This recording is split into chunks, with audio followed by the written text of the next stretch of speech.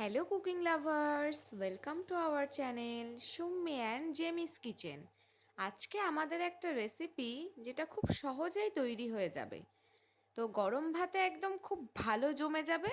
রেসিপিটা হচ্ছে কুমড়ো পাতা বাটা। তো চলুন দেখে নেওয়া যাক আমরা রেসিপিটা কিভাবে বানিয়ে নিচ্ছি। ফ্রাইং প্যানে আমরা একটু সর্ষের তেল দিয়ে ওর মধ্যে দিয়ে নিচ্ছি গোটা কাঁচা লঙ্কা আর গোটা রসুন। তারপরে আমরা এর মধ্যে দিয়ে নিচ্ছি কুচি করা মিঠা কুমড়োর পাতা। এটা কিন্তু মিঠা কুমড়োর পাতা ছিল। তারপরে আমরা এর মধ্যে দিয়ে নিলাম একটু লবণ আর একটু দিয়ে নিচ্ছি হলুদ গুঁড়ো। তো আলতো হাতে ভালো করে নাড়াচাড়া করে নিতে হবে। তাহলে এই যে কাঁচা যে একটা কুমড়োর পাতার যে একটা স্মেল থাকে সেটা কিন্তু চলে যাবে।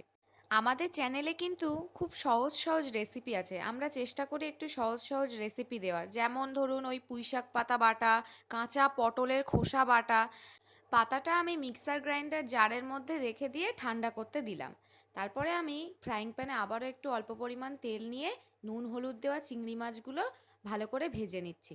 চিংড়ি মাছটাও কাঁচা অবস্থাতে দিলে স্মেলটা বাজে আসবে, তাই জন্য আমরা একটু ভেজে নিচ্ছি।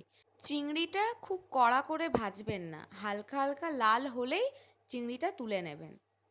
আমরা যে উপকরণগুলো দিয়ে এই কুমড়ো পাতা ভর্তাটা বানাচ্ছি, এটা কিন্তু আপনারা সহজেই সব উপকরণগুলো হাতের কাছে পেয়ে যাবেন। বাজারে তো এগুলো সব অ্যাভেলেবেলই আছে। আর কুমড়ো পাতা তো সহজেই সব জায়গায় পাওয়া যায়। তারপরে আমরা এই ঠান্ডা কুমড়ো পাতার মধ্যে আবার দিয়ে নিচ্ছি চিংড়িগুলো একটু ঠান্ডা করে নিয়েছিলাম। তারপরে আমরা এটা মিক্সিতে দিয়ে একটু গ্রাইন্ড করে নিলাম।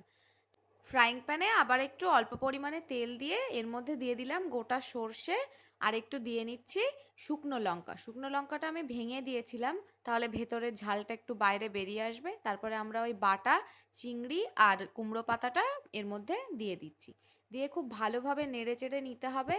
শীত তো চলেই এসেছে, এবার কিন্তু শীত বেশ জাঁকিয়ে পড়েছে। কার কার বাড়িতে পিঠেপুলি শুরু হয়ে গেছে অবশ্যই আমাদের কমেন্টে জানাবেন।